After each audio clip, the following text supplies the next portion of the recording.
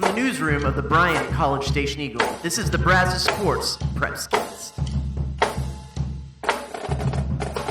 And now, the Eagle High School sports team, Alex Miller and Jake Weiss. Do have Alex Miller and Jake Weiss here. I am Travis Brown with the Eagle, and we're going to break down the Texas high school football season that was for the Brazos Valley. There was one state title winner in Franklin, another that made the state finals in College Station, and a lot of other really good seasons this year. Guys, how's it going? It has been a long 17 weeks, 3 months, however long it has been. It's probably been longer for the players and coaches that are actually a part of the games, but for us it's been a journey. It's been fun. You know, we get to do a lot of cool things in this job, and I personally love covering high school football. It's a blast, and we certainly had a great season here in the Brazos Valley. Jake, first season covering Texas high school football. How was it for you? Yeah, it was a lot of fun. From the first scrimmage to the last game, a lot of fun. I wouldn't trade it for anything else. Also, first state title games experience. How'd you enjoy the scene up there in Arlington? I enjoyed it. I told Alex, I'd been there once before when Auburn and Oregon played back in 2019, and I told Alex, hey, maybe we'll see an Star is Born moment, and I feel like that it delivered, so we did see that. Everything went right once we didn't get kicked off the field for having the wrong pass here, so that certainly helped. And you didn't have... One of the seasons I covered, I want to say it was like 2010, 2011, you had that video that always pops up of the runaway golf cart that was just taking people out. I was on the field when that happened. Everyone was screaming, and you're like, what's going on? And it was just a pylon that got fallen on a gas pedal. Anyway, back to the Brazos Valley. We have some superlatives to hand out this year. Let's start with Alex, and let's start with A, the best team, and B, the runner-up. I think I know where you're going to go with this. Yeah, best team, it's got to be Franklin. They're the one team in our area that won the state championship. It was their second consecutive title, back-to-back titles for the Lions. They were undefeated, win streaks up to 32. They did all this, by the way, after moving up a division after the realignment earlier in February, and they were number one in 3A Division I pretty much the entire season. They started number 2, coincidentally, behind Brock, who they beat in the state title game, and they were number 1 the rest of the year. I mean, it was pretty much wire to wire. It was the Franklin Lions were the team to beat, and they got the job done because they're the best team in the Brazos Valley, Travis. Yeah, well, it says on the sheet, runner-up. Oh, yeah. My runner-up, I'm going to go with Burton, okay? So, Jake and I, we talked about Burton a lot, especially in the playoffs when they had that shutout streak going, okay?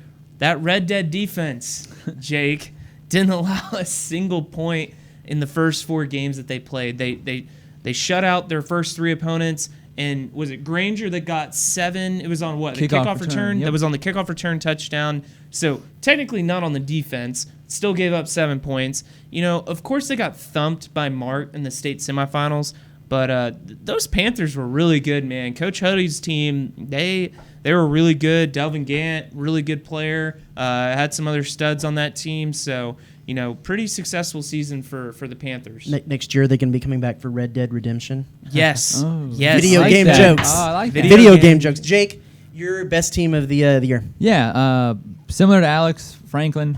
They went to state. They won the title. Job completed. Franklin. What about that runner-up? Runner-up, I actually went with the other team that went to state, College Station. They didn't come away with it, of course. They didn't win the title, but went to state. In my book, 2 successful years, so best team and runner-up right there. I'm going to do flashbacks to my time covering state. And in 2010, I covered that Aledo team winning the state title behind one Jonathan Gray, who set the single season record there for in the state of Texas. Didn't realize it. He was on the sidelines. He's a coach at Aledo now. He's an assistant coach at Aledo now. Yeah. So a lot of championship pedigree, not only in the players, but the coaches there in Aledo. Most surprising team. Jake, you go first this time. Yeah, I'll go with Milano. I thought they had a really good season. It was their first playoff game this year in 5 years, so pretty good start for them. Good year for them. They went 6-4, 2-3 in district, which was good for 4th in their district. I looked this up. I actually did some research before we came on. This year's season was their most wins. Good for you, since you're a reporter. Exactly. This year's team had the most wins since 2017. So really just broke a lot of streaks this year. That playoff game, win streak, just really good year for them. I'm sure they wanted to go further, of course, in the playoffs. They lost in the first round, but good season for them and caught me by surprise. Alex? I'm going to go with Burnham. Great showing in Danny Young's first season. Made it to the third round, lost to the eventual state runner-up, PNG. Rylan Wooten, he was a fun guy to watch. I mean, he just made play after play after play. Got to see him when they played Brenham. Over 2,300 yards passing, 27 touchdowns. He had over 1,300 yards rushing and 16 more touchdowns. First team all-district quarterback. He's the only quarterback in Burnham history to throw for 2,000 yards and rush for 1,000. And I don't know if y'all know anything about Burnham, but they have a storied history. And so ice cream. Ice cream, baseball, and Cub football, and Cam Newton. So, yeah, a very impressive season by Rylan Wooten and just the Burnham Cubs in general. And, this is a team that they had potential the last few years, and I think just didn't quite live up to what they could have achieved. And this team certainly did. They had Montgomery Lake Creek on the ropes when they were playing for that district championship game. They had PNG on the ropes there in the third round playoff game. And so, a really good season for the Cubs. Jake, you mentioned that your runner-up best team was College Station. I think in a way, College Station could have been maybe a surprise team because, the Cougars had to make it happen week after week in some pretty sticky situations to get all the way to the state title game. And what was so impressive was that the guys that stepped up for them in certain positions, I mean, you think about Aiden Martinez-Brown, even Arrington made it at quarterback. On defense, Jaden Bellows had a really good season coming up this year as a junior. We'll get into some of those guys here in a minute, but I was so impressed with the way that they were able to respond because two gut punches to start the season. One, you lose your all-state running back, Marquise Collins, and then you go and get just stumped against Lucas Lovejoy to start the season. So, in a way, I think College Station could have been a surprise team as well.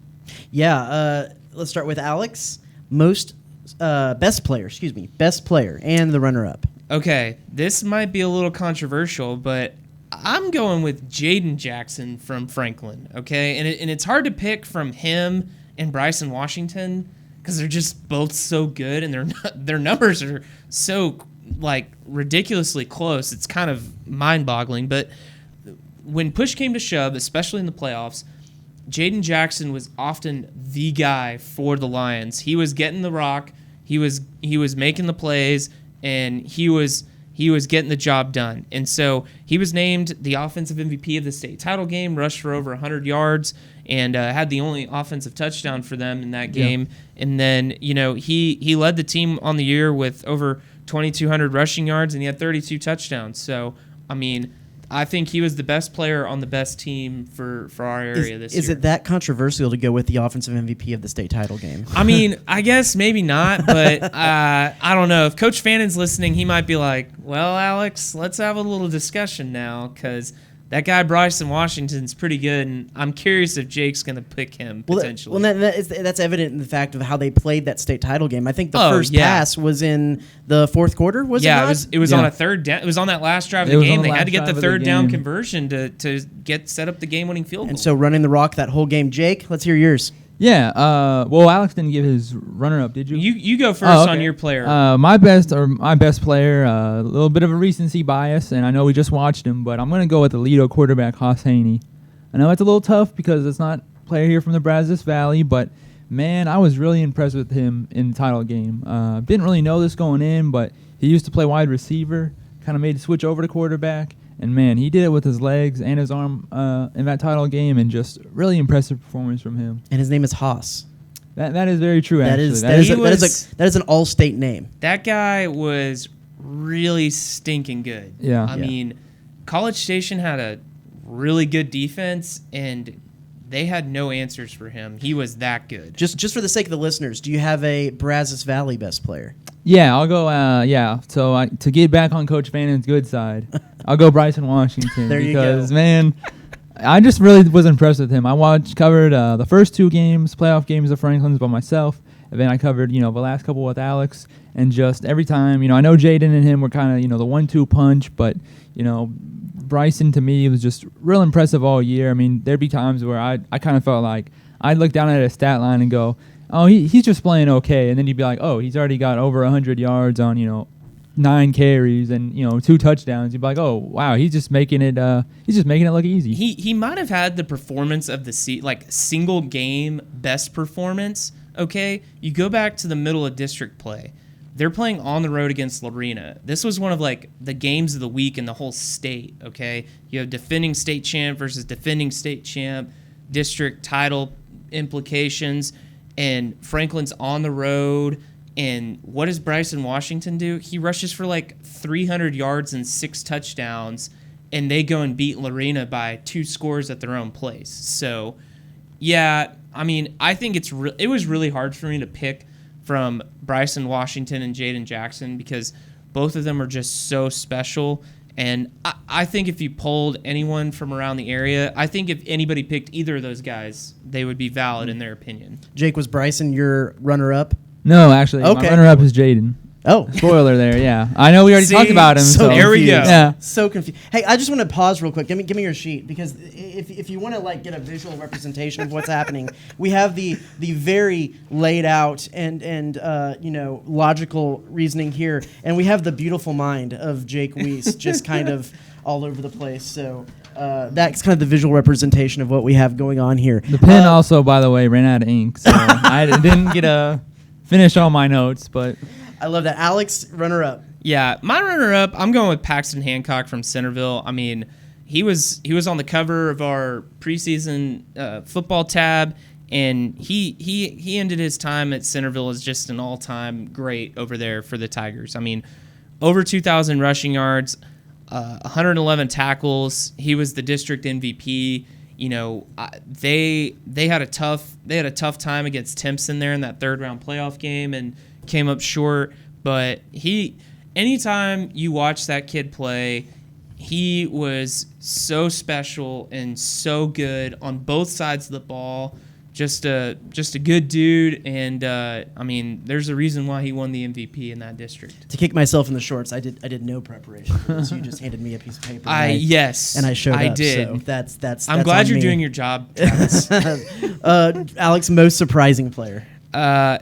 It's got to be Aiden Martinez Brown, right? I mean, coming into the season, we had Marquise Collins as the guy to watch. I mean, if he would have played, the odds are we're talking about him being the best player. And the fact that he didn't get to play at all, and the fact that the College Station Cougars made the state championship game meant somebody had to step up, and that guy was Aiden Martinez Brown. He wasn't even the starter until the middle of the season. Jake went and did the math when they beat Corpus Christi Veterans Memorial.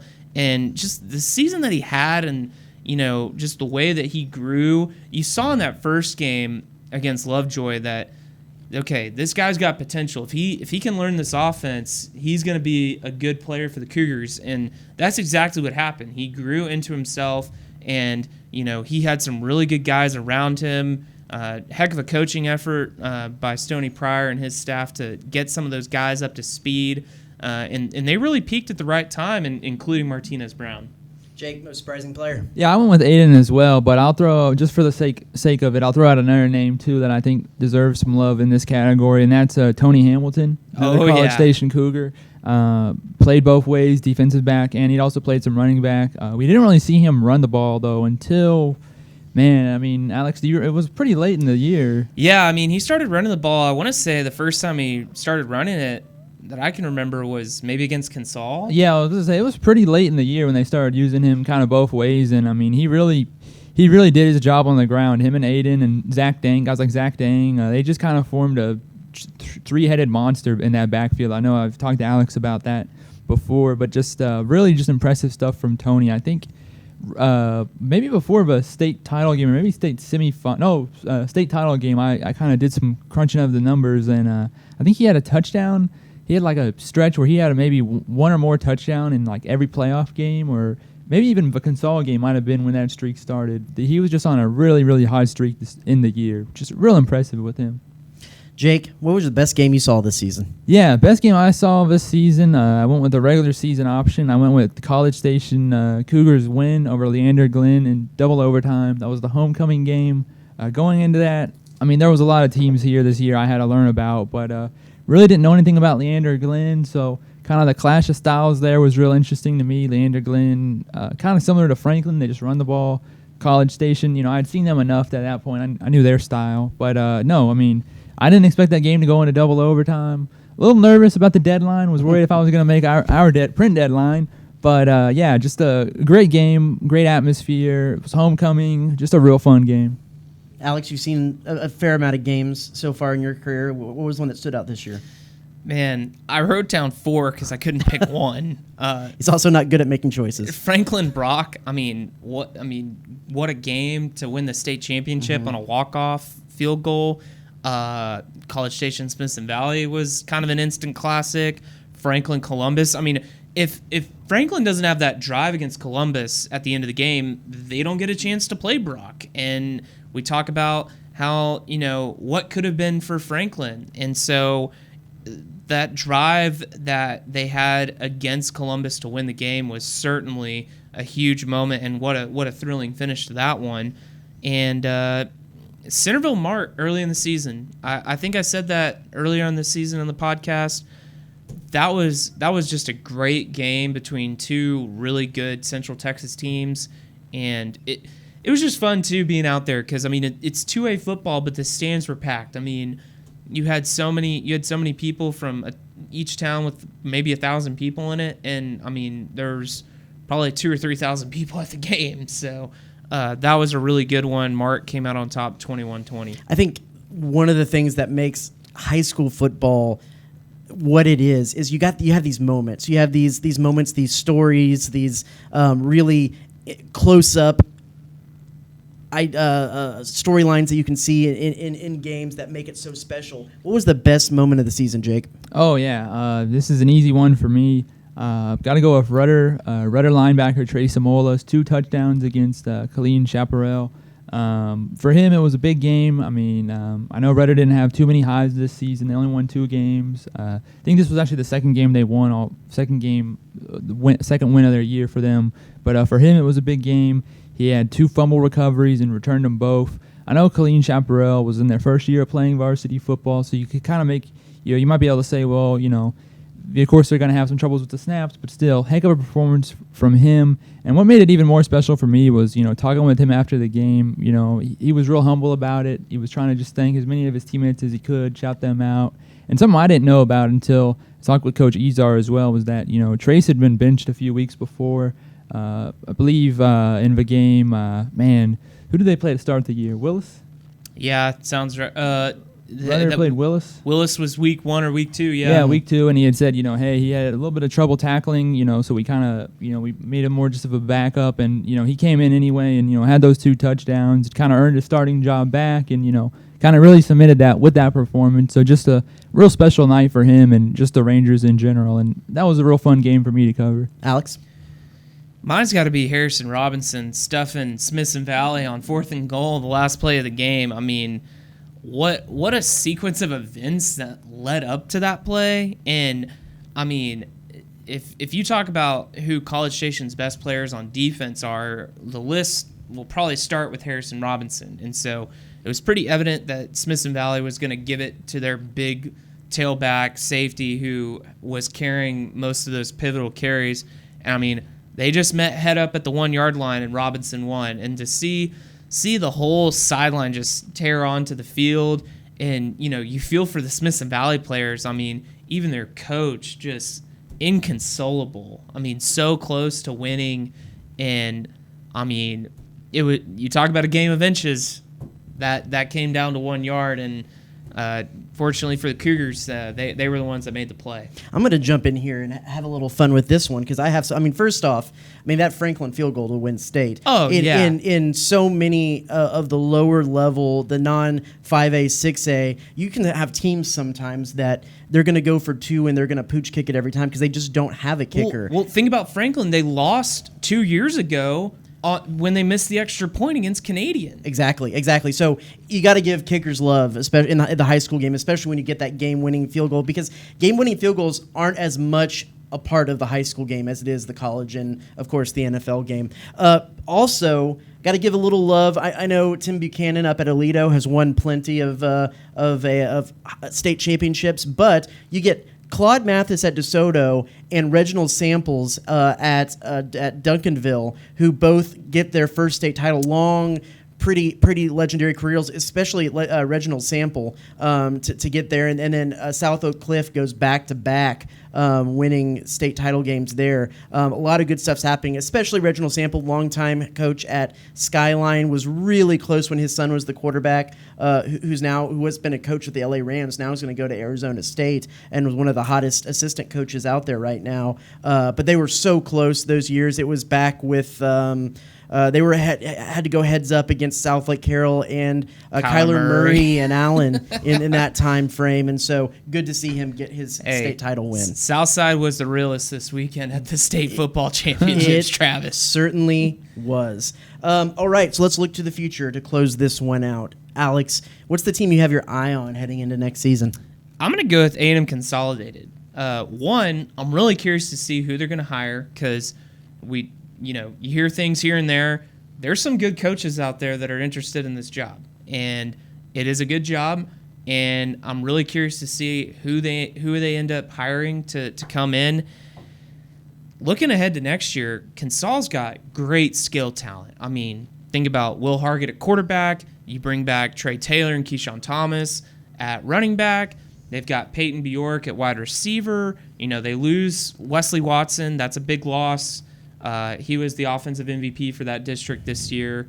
Shout out to Wesley. I mean, you talk about best moment. Maybe one of the worst moments was having to see him get hurt and miss the rest of the season because he was such a great playmaker, and Consol had such a great team.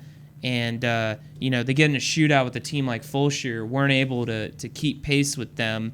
And so really felt for Wesley. Great kid. He's going to sign with Kansas State tomorrow.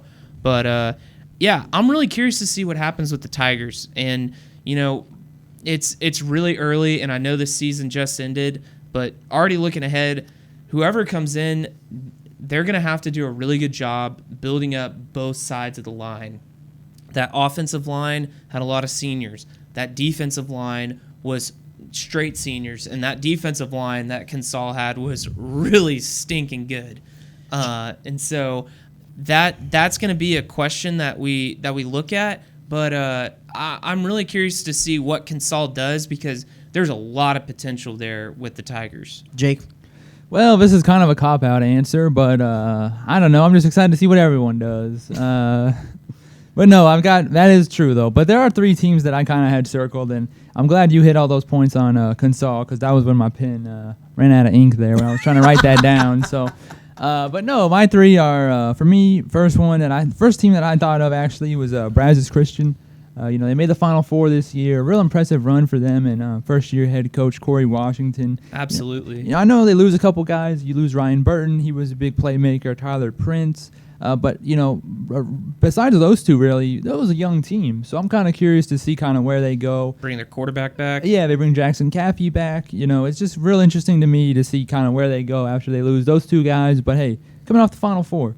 Another one for me was Bryan. I know Malcolm Gooden's gone. You lose kind of a lot of seniors on Bryan's team this year. But, they did a lot of good things under Ricky Tullis in his first year. They got back to the playoffs. Kind of got that Viking mojo back, And then, like I said, Consol was my third one. But truthfully, like I said, I'm just excited to see what everyone does. This is my first year, so everything was kind of new to me and exciting. So just interested to see where we go from here. Travis, you get to cover a little bit of high school football here and there. Was there anything that stuck out to you about this season in particular? Yeah, if you were gonna see the team that I was going to put my eyes on next year, it actually would be Bryan. I think that to see how a lot of times second year coach comes in, especially at the high school level, you can kind of get that system a little bit more in place, and to see what they have going over there with the Vikings. I think that's going to be one that I'm certainly gonna look at as well. Hey, maybe one of the best moments too was seeing what Madisonville did. Okay, they had a real maybe one of the most impressive wins of the whole season. The way that they shut down Belleville in that second round game, that was phenomenal. And they've got some guys coming back. Lorenzo Johnson's coming back. They've got a great sophomore class, and so I think the Mustangs are definitely, if you talk about the area, Madisonville is a team to watch going into next year, probably. And I'm going to pull a soccer term in here and just say that they were unlucky in that the playoff game that they lost, because it was that stormy weekend. Yeah. There was a lightning delay. They had to completely change their game plan right before because it was Really just wet. absolutely downpouring during the game. And the 2 touchdowns that basically sunk them were the most perfectly thrown balls I've ever seen at the high school level. Completely covered. They just dropped it right on a dime. It was a good effort by Madisonville in that game. Well, the team that I have my eye on heading into next season actually is these 2 guys. It's the Eagle High School sports team, to see what they're going to come back and do for another season of high school football in the Brazos Valley. What can podcast listeners expect here in the next little bit? Yeah, we're going to be taking a little break because the season has been long and great and fun, but as everyone needs, we need some rest, and that'll be good. But once the school year starts back up in January, we're going to be hitting the ground running on our basketball coverage, and then into soccer season, and even into baseball and softball. And so, we're gonna hopefully continue to do our Brazos Sports Preps cast throughout the spring, with some football content mixed in with some other sports, because as great as high school football is in the Brazos Valley, there's a lot of other great teams in different sports here locally and around the area, and we want to be able to highlight them too. And so, we're going to be picking our All Brazos Valley volleyball team here soon, probably either this afternoon or tomorrow, and then we're going to be getting our All Brazos Valley football team together as soon as we can. And so, maybe we'll come back on in a couple weeks and break down the All BV football team, because I know that's something that's highly anticipated every year. And then, maybe we'll come back on and talk about what Gonzal's going to do once they hire a coach and some other things here and there. So be on the lookout for that. We enjoy getting to cover high school football here locally. We got a great scene, and so we love doing this podcast every week. It's a blast. It's fun getting